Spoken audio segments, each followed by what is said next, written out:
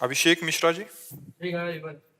श्री हरिवंश महाराज जी। गुरुदेव भगवान, 2 वर्षों से आपका सत्संग सुन रहा हूँ, आपके बताए रास्ते पर आपकी कृपा से चलने का प्रयास भी कर रहा हूँ। गुरुदेव भगवान, आपके श्रीमुख से नाम धाम संतों की अद्भुत महिमा सुनी और इन तीनों से प्रेम भी हुआ।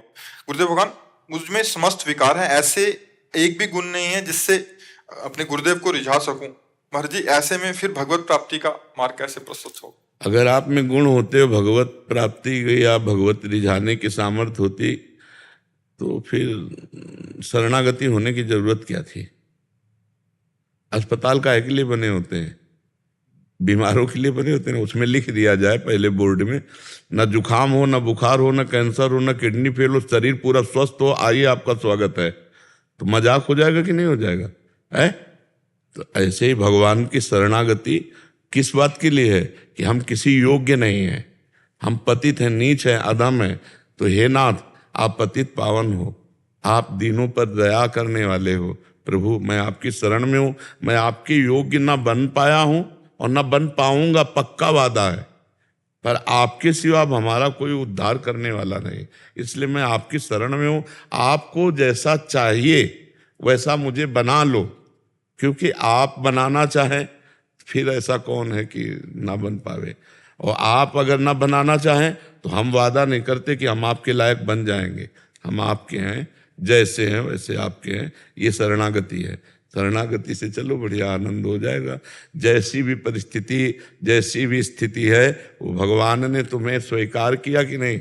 देखो, जब तुम जानते नहीं थे तब उन्होंने घसीटा, तुम्हें घसीटा कि नहीं? तो अब तो कुछ जानने लगे हो, अब वो क्यों छोड़ देंगे?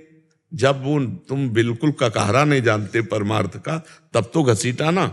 और अब तो कुछ कुछ जानने लगे हो, जैसे कि नाम क्या है, धाम क्या है, रूप क्या है, लीला क्या है, भगवान की उपासना क्या है, कैसे भगवत प्राप्ति की जाती है, क्या गलती है, क्या अच्छाई है, ये जानने लगे हो ना। तो वही तो जना रहे हैं। और हाँ, अगर ये किसी को अहंकार हो कि मैं भगवान की योग्य, तो कभी वो भगवान की योग्य नहीं हो सकता। जब बड़े बड़े महापुरुषों ने अपने को अधम कहा, नीच कहा, पतित कहा, और हम भगवान के लायक हो जाएंगे। बड़े बड़े महापुरुषों ने क्वा हम तुच्छा परम अधमा प्राण हो गर्भ कर्मा ये तन्नाम स्फुरति महिमा हरेश वृंदावन से। ऐसे महापुरुष कह रहे, कहाँ मैं तुच्छ अधम मूढ़ अपराध करने वाला, और कहाँ ये राधा नाम। बोले राधा नाम तो स्फुरित हो रहा है, तो वृंदावन की महिमा है। नहीं, मेरे में कहाँ सामर्थ्य है? जो सामर्थ्यवान है वो ऐसा बोल रहे हैं, अपने लोग तो वास्तविक अधम हैं। तो अपने को चिंता नहीं करनी, चिंतन करना है। जो नाम मिल गया उसी को जप रहे हैं, जितना हम में सामर्थ्य है। वो कहा हम आपके हैं, बड़ी मस्ती से। शरणागति का मतलब होता है गोदनामा। गोदनामे का मतलब होता है तुरंत अरबपति बनना, नहीं होता? अरबपति ने अगर गोदनामे में ले लिया तो अरबपति बन गए कि नहीं बन गए? हम तो लक्ष्मीपति के दास है। अथाह अनंत महिमा जिनकी, अपने प्रभु की महिमा खूब गाओ, खूब सुनो, खूब नाम जप करो। ये जरूर सबके हृदय में रहता है बच्चा, क्योंकि भगवान अनंत महिमाशाली है ना। मतलब भगवान के समान को कौन हो सकता है? भगवान के लायक कौन हो सकता है? विचार करो, भगवान के समान कौन हो सकता है? कोई नहीं। तो भगवान के लायक हम कहाँ हो सकते हैं? कहाँ भगवान और कहाँ हम देहाभिमानी जीव, भला भगवान के लायक कैसे हो सकते हैं? तो बस इतना ही है कि जब हृदय से पूछे तो यही आता है कि अब जैसे तैसे प्रभु के हैं, अब वो जैसे चला रहे हैं वैसे चल रहे हैं। वस्तुतः उनके ना हम लायक है और ना चलने लायक है। वस्तुतः सही बात ऐसी ही है, जैसे तुम्हारे हृदय में है ना, वैसे हमारे हृदय में है, वैसे ही हर संत के हृदय में होगी। क्योंकि जब महान को देखो ना, तब अपने असलियत समझ में आती है। तो प्रभु महान है, और जब अपने को देखो तो लगता है इतने महान के भला हम क्या हैं। तो बस यही दैन्यता भगवान को रिझाने के लिए काफी है कि मैं बस इसमें बनावट ना हो, तो भगवान इसी से रिझ जाते हैं। हाँ देखो, हनुमान जी महाराज कितने महान हैं, और जब राम जी से मिल रहे हैं, राम जी से, तो कैसे मिल रहे हैं? एक मंद में मोह। हाँ, कुटिल हृदय अज्ञान और पूज्य प्रभु मोह विसारेउ दीन बंधु। ये हनुमान जी महाराज कह रहे हैं। एक हूं मैं, अपने को कह रहे हैं मंद, और जबकि ज्ञानी नाम अग्रगण्यम है, ज्ञानी नाम अग्रगण्यम, बुद्धिमताम वरिष्ठम है, और वो अपने को मूढ़ कह रहे, मोह बस कह रहे, कुटिल कह रहे अज्ञानी हृदय हूं। तो हनुमान जी क्या बनावटी हैं क्या? ये शब्द बनावटी थोड़ी नहीं। ज्ञान के भास्कर भगवान सामने जब विराजमान है तो ये भक्त की जो दैन्य स्थिति होती है वो स्थिति है ये। जैसे गोस्वामी तुलसीदास जी महाराज, उनकी समानता कोई कर सकता है गोस्वामी जी की समानता? और कह रहे हैं जो मैं अपने अवगुण कहूं बाढ़े कथा पार नहीं लाऊं, ताते मैं कछु अलप बखाने और थोड़े मोह समुझिए सयाने। अब विचार करो, गोस्वामी जी कहीं कह रहे जब अगर हम अपने अवगुण लिखना चाहें तो हमारी कथा ही बढ़ जाएगी। जो मैं अपने अवगुण का बाढ़े कथा पार नहीं लाऊं, ताते मैं कछु अलप बखाने, थोड़े वर्णन करते पर थोड़े मोह समुझिए सयाने। दोनों इशारे दे दिए हैं कि अगर सयाने होंगे तो समझ जाएंगे क्या कि जो राम जी का है उसमें अवगुण कैसे हो सकते हैं। जो राम जी का हो गया, जो राम जी का दासत्व स्वीकार कर लिया, उसमें सारे सद्गुण अपने आप विराजमान हो जाते हैं। भगवान के शरणागत को स्वयं प्रयास नहीं करना पड़ता सद्गुणों के लिए, अपने आप सद्गुण वर्ण कर लेते हैं। हृदय से शरणागत हो जाए, हृदय से। देखो, हम बार बार कहते हैं कि जिन्होंने राम नहीं उच्चारण कर पाए पूर्व अपने पाप कृत्य के कारण, वो मरा ऐसा करके भगवान के अवतार के पहले भगवान की लीला चरित्रों का अंकन कर दिया और ब्रह्मा जी ने मोहर लगा दी। इतने महापुरुष त्रिकालज्ञ हो गए जो पूरा नाम नहीं उच्चारण कर पा रहे हैं राम। वो पूरी भगवान की लीला चरित्रों को संस्कृत में लिख ली। ये नाम की महिमा नहीं, ये भगवान के शरणागति की महिमा नहीं, भगवान के आश्रय की महिमा नहीं। हाँ, तो इसलिए हमें विश्वास करना चाहिए कि अहिल्या जी ने क्या तप किया था। रघुनाथ जी अहेतुकी कृपालु, पाषाण में वो क्या तप कर रहे हैं, अहेतुकी कृपा करके परम पवित्र विश्ववंदनी बना दिया। भगवान जब पाषाण पर कृपा कर सकते हैं, पाषाण बनी हुई अहिल्या जी है, जब जड़ वृक्षों पर कृपा कर सकते हैं। यमलार्जुन ने कौन सा तप किया? अरे मदिरा पिए हुए खड़े थे, अमंगले आचरण थे, गंगा जी में अलकनंदा गंगा में मदिरा पान किए हुए और निर्वस्त्र और अप्सराओं के साथ।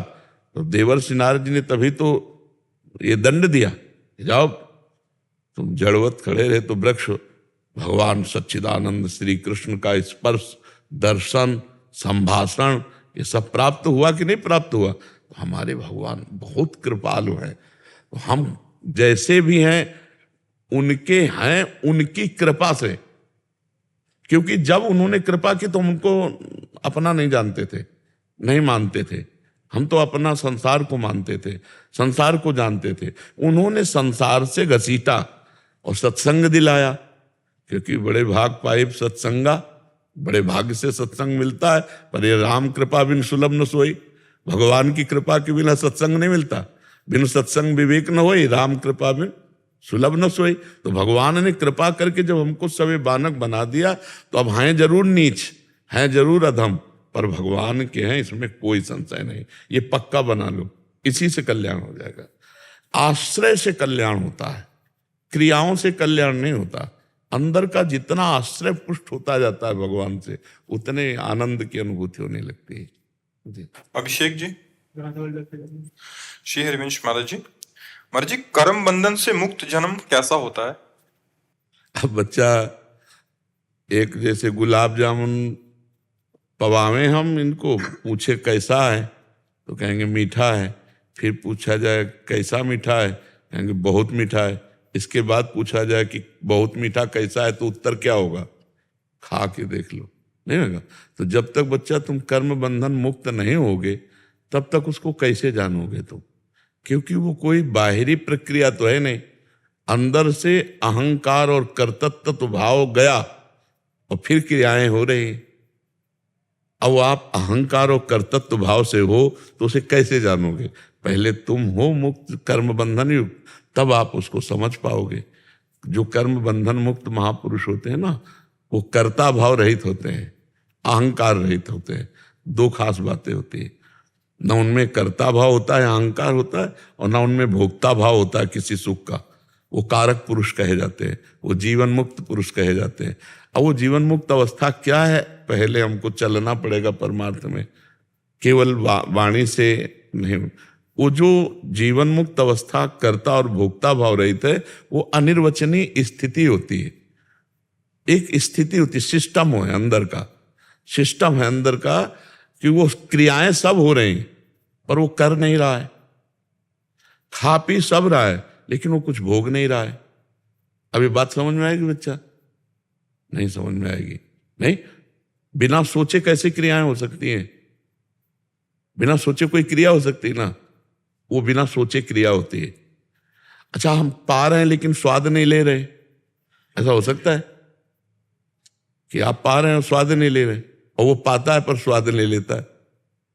आपको भी ऐसी स्थिति का अनुभव कराने के लिए उस समय जैसे तुम्हारी कनपट्टी पे कोई गुस्सा में पिस्तौल रख दे और कहे चल खाएंगे, और सब खाने के बाद फिर प्यार से पूछे कि कैसा रहा, तो आपको गुस्सा आएगी कि तुम स्वाद की कह रहे हो, हमारे तो धक धक धक चित्त वृत्ति तो वही थी। तो जब चित्त वृत्ति वहां थी तो स्वाद नहीं ले पाया। तो चित्त वृत्ति जिसकी परमात्मा में है, उसको कर्ता और भोक्ता भाव ना होने के कारण वो कारक महापुरुष कहा जाता है, वो जीवन मुक्त महापुरुष कहा जाता है। अभी बड़ी बड़ी ऊंची स्थिति है, अपने लोग बच्चा हैं तो कैसे समझ पाएंगे? समझ रहे ना बच्चा जी? महाराज जी, इसमें भी क्या दो पर, जैसे एक तो आचार्य कोटि के महापुरुष होते हैं, एक गुरु कृपा से और महापुरुषों की कृपा से जो ज्ञान प्राप्त हुआ उससे कर्तापन का अभिमान भी नष्ट हो जाता है। हाँ बिल्कुल। एक अवतारी पुरुष होते हैं और एक अवतारी पुरुषों के शरणागत होते हैं। उनकी शरण में होकर उनके अनुसार चले, वो आते ही हैं, इसीलिए वो आते ही हैं हम लोगों का उद्धार करने के लिए। ये जो गुरुजन हैं, आचार्य महापुरुष जन हैं, बड़े जन हैं, ये आते ही हमारे कल्याण के लिए तो आए थे। तो हमारे कल्याण के लिए वो सब विधान बता गए, वैसे ही चलें तो हम वैसे ही बन जाएंगे। कर्म जो हाँ, बंधन है उससे मुक्त। हाँ वैसे मुक्त हो जाएंगे। कृपा पांडे जी नेपाल से। राधा वल्लभ श्री हरिवंश महाराज जी, आपके चरणों में दंडवत प्रणाम। महाराज जी, गुरु अनन्यता क्या होती है? विविध रसोपासक संत जनों से भेंट, उनके दर्शन, वार्तालाप एवं उनसे प्रेम करना, ये सब करना चाहिए, पर नाम जो गुरु जी ने दिया है वो जपना है, मार्ग जो गुरु ने बताया है उसमें चलना है। सत्संग सब संतों का करें, बातें सब संतों की सुने, उसमें कोई निषेध नहीं है। सब संत गुरुदेव हैं, व्यास हैं अपरितीत, सब संत भगवान गुरुदेव के स्वरूप हैं। लेकिन हम उपासना अपने गुरु प्रदत्त करेंगे। जो हमारे गुरु ने नाम दिया वही हम जीवन भर जपेंगे, जो गुरु ने मंत्र दिया वही मंत्र जपेंगे, जो गुरु जी ने इष्ट बताए हैं उन्हीं इष्ट का चिंतन करेंगे, जो गुरु जी ने पंथ बताया उसी पंथ पे चलेंगे। ये होती गुरु अनन्यता। सब संतों से मिलना, सब संतों की बातें सुनना, ये तो हमारा आहार है। सत्संग तो हमारा आहार है, संत दर्शन हमारा जीवन है। अब इसमें थोड़ी गुरु अनन्यता होती है कि अब हम किसी संत को प्रणाम ही नहीं करेंगे, किसी संत की बात ही नहीं सुनेंगे, नहीं तो गुरु अनन्यता। फिर ये तो मायाकृत बंधन है, ये मायाकृत है, भक्तिकृत नहीं है। भक्तिकृत है कि सबे संत गुरुदेव हैं, गुरुदेव के समान सब संतों को प्रणाम करे, सब संतों का आदर करे, सब संतों की सेवा करे, सब संतों की सुने, पर चले करे वही जो अपने गुरुदेव कहते हैं। मार्ग वही जो गुरुदेव कहते हैं, मंत्र वही जपेंगे, नाम वही जपेंगे जो गुरुदेव, इष्ट वही जो गुरुदेव। बात सब कोई सियाराम की बात कर रहा है, कोई राधे श्याम की बात कर रहा है, कोई शिव पार्वती की बात कर रहा है, सब कोई निराकार की बात कर रहा है, कोई साकार। सब भगवान की विभूतियां संत जन है, सबकी बात सुनेंगे, पर हमारे गुरुदेव ने जो हमें बताया वही मार्ग चलेंगे। ये होती गुरु अनन्यता। किसका प्रश्न है? समझ पा रहे हो आप? गुरु अनन्यता ये होती है कि गुरु की आज्ञा पर चलना और सब संतों का आदर सत्कार करना। भगवान कह रहे हैं सबरी जी से, सातों सम मुहि मैं जग देखा, मोते अधिक संत कर लेखा। सातवीं भक्ति है, मेरे को सब रूपों में देखना, लेकिन संतों को मेरे से भी बढ़ करके देखना।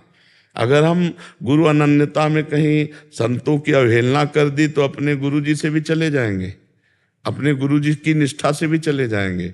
इसलिए हम सब संतों की चरण धूलि माथे पे, सब संतों को प्रणाम, अवसर मिले सब संतों की सेवा और अपने गुरु के अनन्य रहना, अर्थात नाम मंत्र उपासना गुरुदेव वाली, जो गुरुदेव ने कहा है। हम बोले राधा, अगर राम उपासक हो तो आप उसे तुरंत राम नाम में ले जाओ, कि जैसे इनकी राधा नाम में निष्ठा है वैसे हमको राम नाम में निष्ठा प्राप्त हो, ऐसा भाव करना चाहिए। जैसे संत जन है अपने अपने इष्ट की जय बोलते हैं, तो हम उसी समय अपने इष्ट में आ गए। ये वो जैसे बोले कि सिया राम की, तो हम बोलेंगे अंदर से राधे श्याम की जय।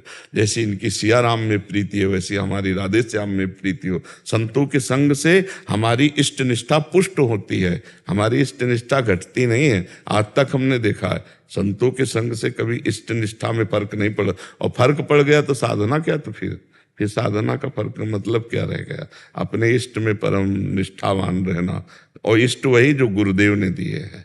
जी महाराज जी, इनका आगे एक भाव और था कि ये एक ऐसे महापुरुष को अपने गुरुदेव रूप स्वीकार किया है जिनको इन्होंने कभी देखा नहीं है, क्योंकि वो अभी नहीं है शरीर से, उनके यहाँ कोई गुरु शिष्य परंपरा भी नहीं है, पर उनके द्वारा जो उपासना पद्धति भजन करने के लिए है, उससे क्या इनको भगवत प्राप्ति संभव है? हो जाएगी, पद्धति में चले तो हो जाएगी। महापुरुषों के द्वारा बताई हुई पद्धति में चले तो हो जाएगी, पर कोई भी पद्धति हो जिसमें निरंतर नाम जप नहीं है, हम उस पद्धति पर विश्वास नहीं करते।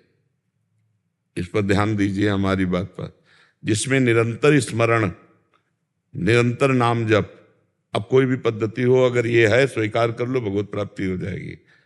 कोई भी पद्धति हो जिसमें नाम है, भगवान का रूप है, लीला है, धाम है, पक्का कल्याण हो जाएगा, इसमें कोई संशय नहीं। उसमें भी श्वास श्वास में राधा नाम, कह रहे उसमें भी, उस पद्धति में भी श्वास श्वास में राधा नाम।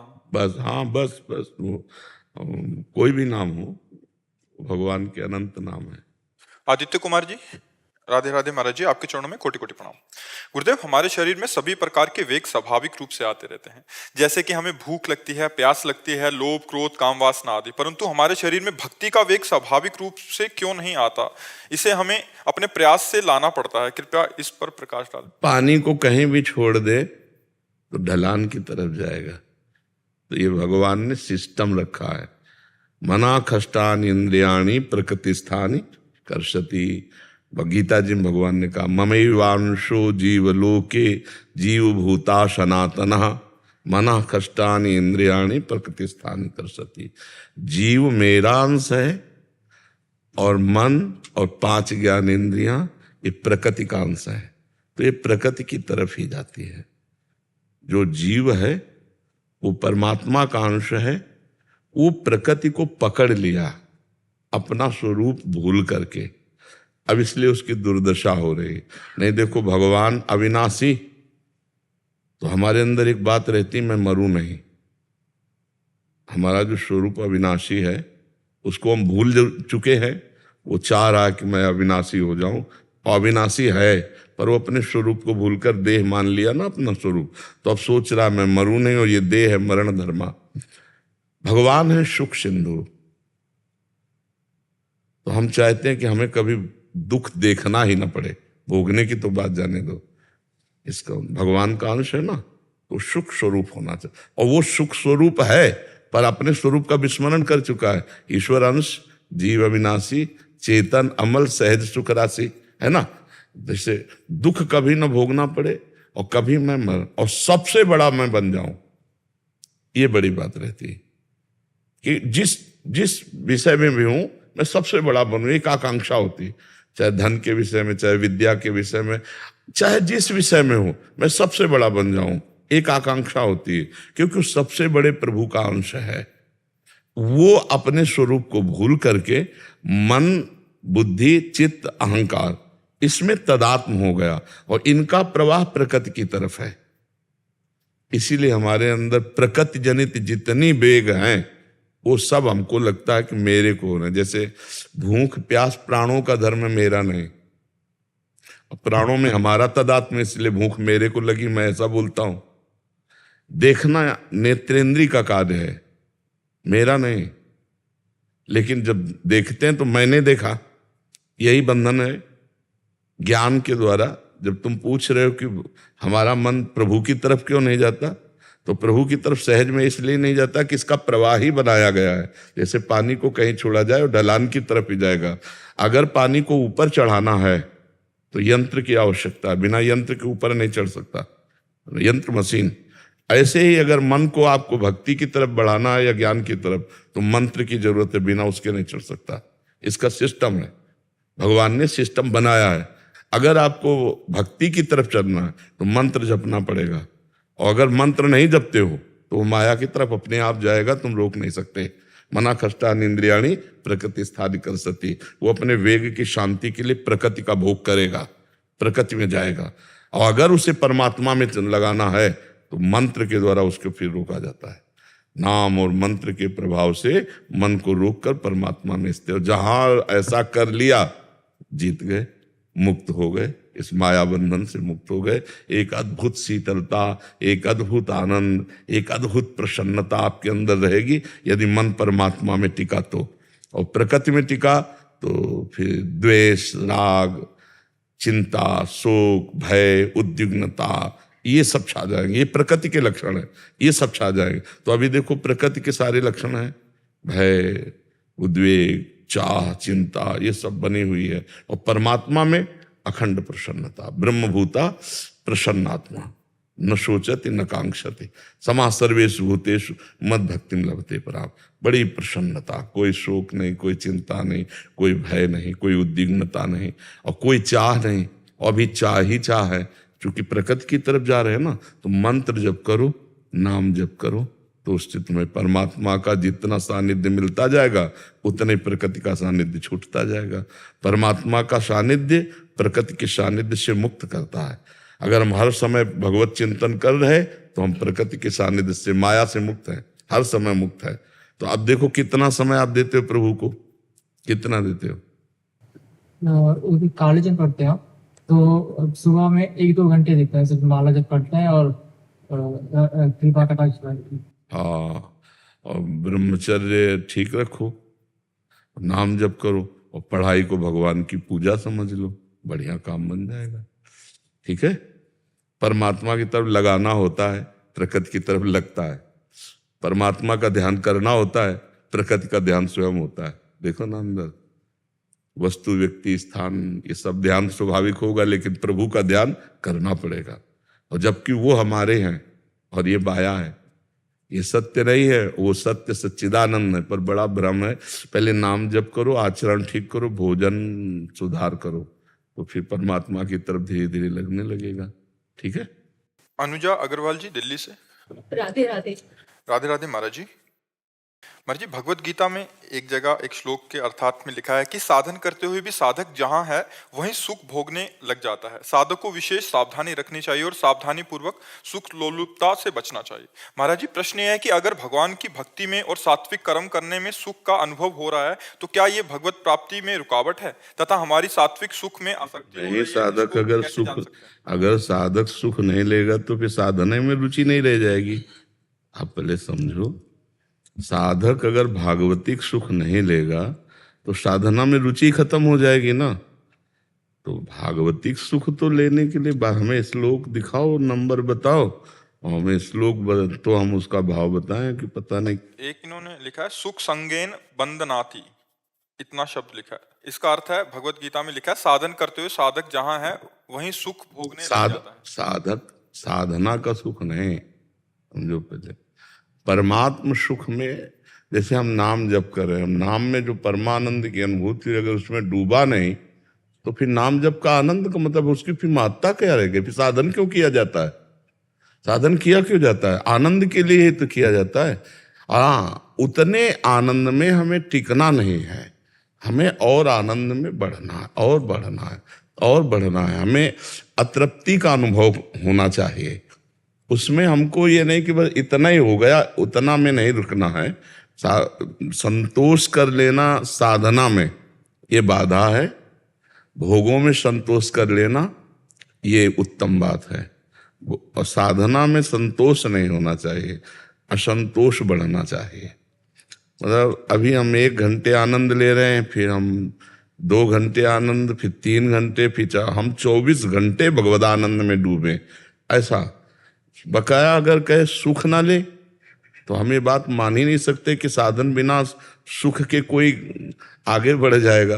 तपस्वी तपस्या के सुख में निमग्न होता है, जितेंद्रियता के सुख में निमग्न होता है, भगवदानंद के सुख में निमग्न। अगर सुखानुभूति ना हो वैराग्यवान को तो वैराग्य में टिक नहीं सकता। तो इसी तरह हर परमानंद मार्ग का जो सुख भगवदानंद, उसमें तो रहेगा ही। अगर नहीं, हाँ उतने में टिके नहीं, क्योंकि वो असीम सुख तक पहुंचना है, सुख समुद्र तक पहुंचना है। अगर हम बिंदु में टिक गए तो सिंधु तक नहीं पहुंच पाएंगे और हमें विचलता हो जाएगी। फिर जैसे अब हमारे 23 घंटे बकाया हैं, भगवत विमुख जाने वाले हैं, 1 घंटे हम केवल भजन करते हैं, तो हमें इतने में टिकना नहीं है, हमें पूरा समय भगवदानंद में देना है। तो ऐसी भावना तो हम मानते, लेकिन सुख ही ना भोगे तो फिर उसकी रुचि नहीं रह जाएगी साधना में।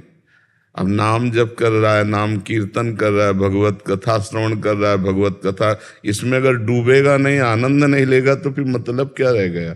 समझ पा रहे हैं आप? जी महाराज जी, लेकिन आपने आपके प्रवचनों में और गीता में शायद मेरे समझने में भूल हो सकती है कि सात्विक सुख भी बंधनकारी हो जाता है। देखो, ये सतोगुण, रजोगुण, तमोगुण, ये माया जनित गुण के आनंद है। ये नाम जब कोई सात्विक सुख है क्या?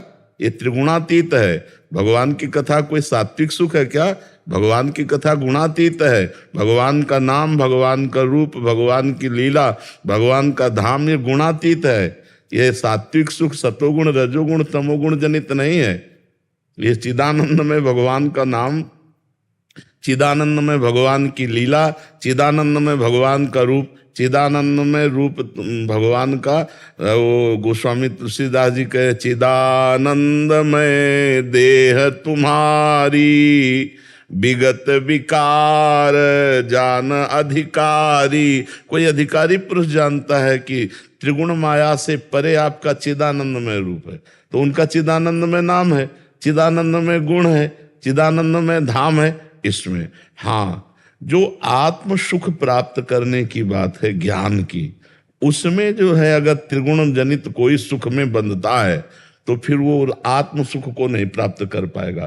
पर साधन शब्द जब आता है तो साधन शब्द में हम नाम को भी साधना में लेते हैं, भगवान के रूप, लीला, गुण, धाम, इनको भी साधना में लेते हैं।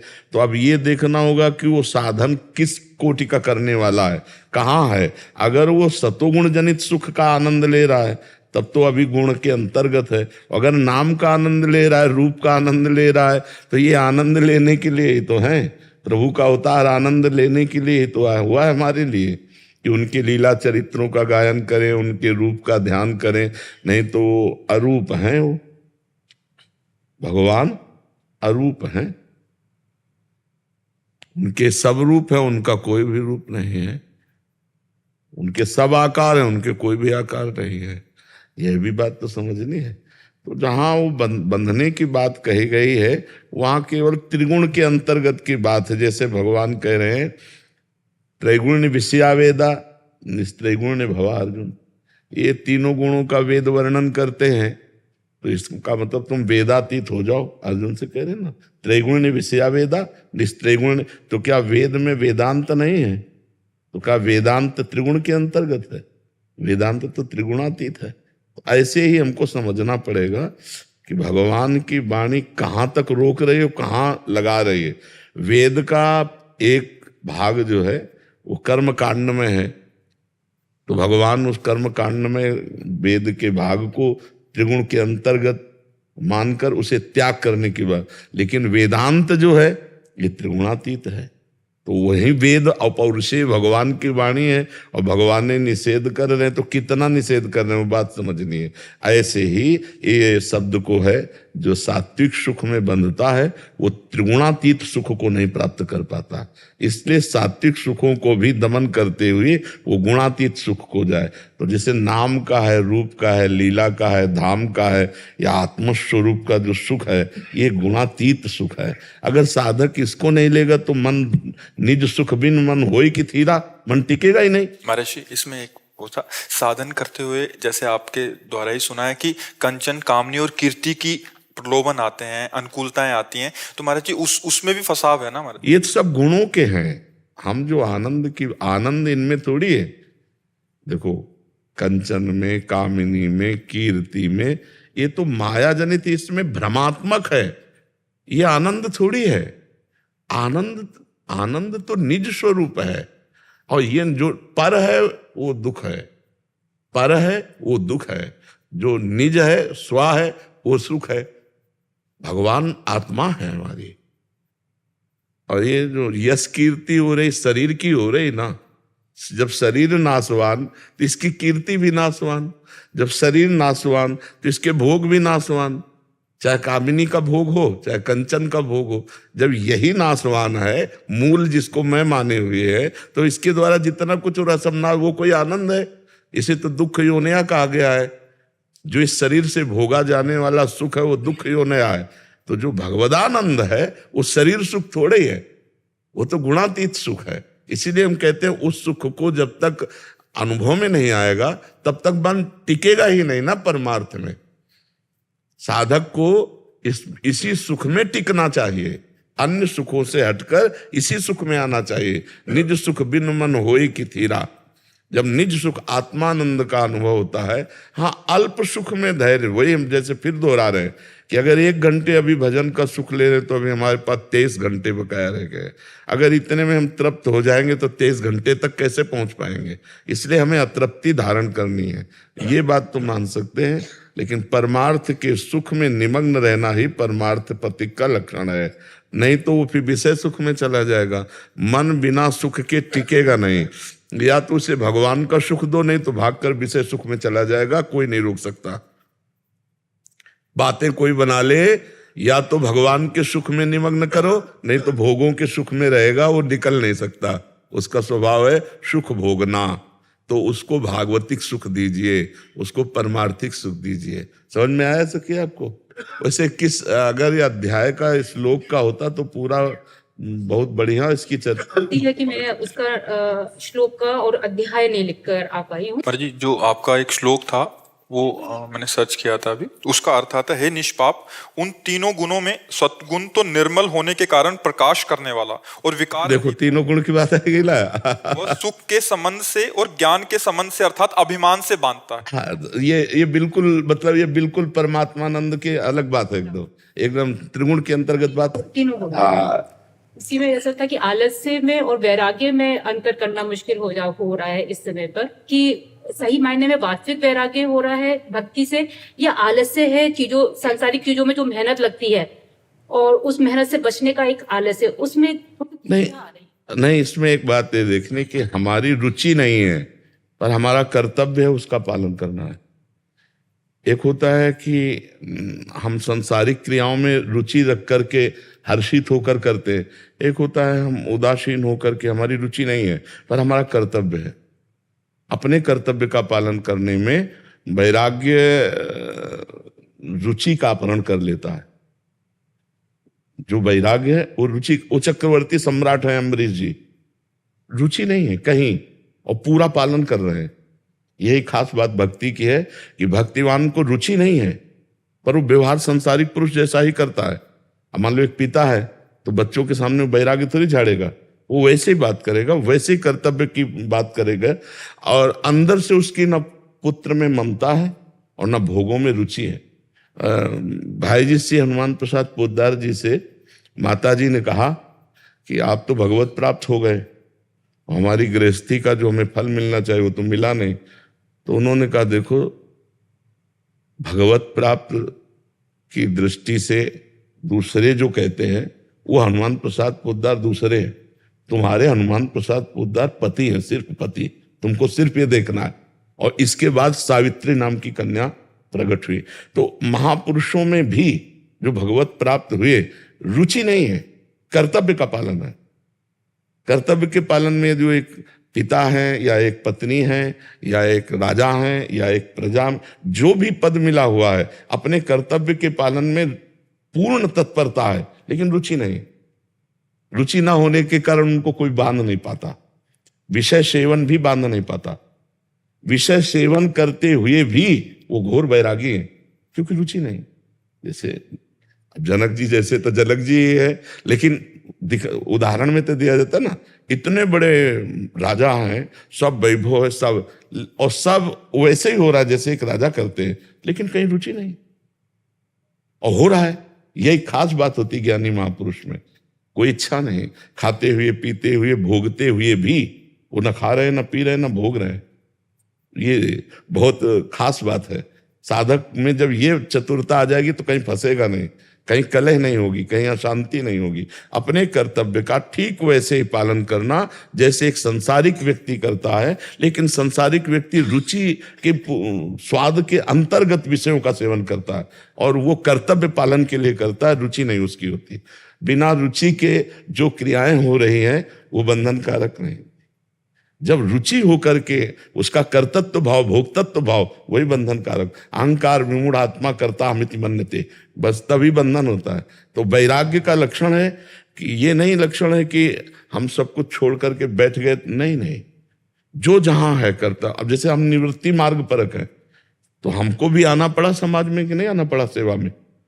हमारी रुचि, अगर हम सुबह से उठ 1 बजे 12 बजे जैसे उठे और हम लगातार भजन में, तो वो सुख, और ये छोटे छोटे हिस्सों में 2 घंटे सत्संग, इसके ये फिर ये फिर ये फिर ये, अब इसमें हमारा सुख नहीं है, इसमें समाज का सुख है। हमारा सुख जो आत्म सुख है वो किसी साधन से घटने बढ़ने वाला नहीं, उसका अनुभव, और उसके साथ किसी से मित्रता नहीं और किसी से शत्रुता नहीं, और सबसे व्यवहार है, लेकिन रुचि किसी से नहीं। सब हमारे भगवत स्वरूप है और रुचि किसी से है नहीं। हमारी रुचि है परमात्मा में। अब वो क्या निर्देश करके करवा रहा है, बस हो रहा है, वह हो रहा है, ऐसे हो। अब ये कल से बंद हो जाए तो हमारा ये थोड़ी होगा कि अब समय कैसे कटे, क्योंकि हमारी रुचि नहीं थी। अब हमारी शरीर में रुचि नहीं, ये कल छूट जाए तो कोई परेशानी नहीं। वर्षों स्वस्थ बना रहे, कोई परेशानी नहीं। पीड़ा युक्त है, कोई परेशानी नहीं। भयंकर पीड़ा रहती, दोनों किडनी खराब है, भयंकर पीड़ा रहती, बड़ी परेशानियां, पर कोई परेशानी नहीं, क्योंकि इसमें हमारी रुचि नहीं, हमारी स्थिति नहीं। वैराग्य का मतलब ये नहीं होता कि सब कपड़े उतार के फेंक दिए तो वैराग्य हो गया, या हम कोई घर परिवार छोड़ दिया तो वैराग्य हो गया। राग रहित होना, राग रहित होना, उदासीनता बढ़ती है। तो उदासीनता परमात्मा प्राप्ति के लिए अत्यंत अनिवार्य है। पर बाहरी हमारा व्यवहार कर्तव्य से बिल्कुल हंसी नहीं है, बिल्कुल हंसी नहीं। लेकिन शास्त्र आज्ञा है कि कोई अगर मिले आकर के तो हंसी बोले, बहुमान दे, जी आप कैसे हैं, ठीक है, क्या सेवा करें आप, कोई मतलब नहीं, कोई मतलब नहीं। पर ये शास्त्र आज्ञा है तो ये करना है, अपने कर्तव्य का पालन कर रहे हैं। बोले हमको, अब वो जो आए सामने, भगवान उनके हृदय मंदिर में बैठे, उनको शीतलता मिली, चले गए, हमारा कर्तव्य पूरा हो गया। हमें उसका बढ़ करके मिला पेमेंट, आत्मानंद में हम अपने कर्तव्य का पालन कर रहे हैं, तो हम आत्मानंद में अपने डूबे हैं। यही परीक्षा है। इस शरीर में भीषण कष्ट की स्थिति हो और परिस्थिति विपरीत हो और तुम्हारी स्थिति में कोई अंतर न हो, तब तो आप वैरागी हो, ज्ञानी हो, ध्यानी। नहीं, शरीर स्वस्थ है, अनुकूल भोग मिल रहे तो पता क्या चलेगा। सर, जब विपरीतता आती है और फिर आपकी स्थिति हो तब पता चलता है। समझ रहे आप जी। वैसे हमें बहुत अच्छा लगा कि आप स्त्री शरीर में होकर एक अच्छे साधक की तरह हमारे परमार्थ के विषय को बड़ी सूक्ष्मता से समझती है। हाँ, धन्यवाद है, आप बढ़ो परमार्थ में। न कोई स्त्री है न कोई पुरुष है, ये केवल ये केवल पोशाक है। ये शरीर जो है ये पोशाक है, जीव सब में समान बैठा हुआ है परमात्मा स्वरूप। कोई यहाँ न स्त्री है न पुरुष है, केवल लीला है भगवान की। ये पोशाक मिली कुछ समय के लिए, इससे अपना काम बना लो जी।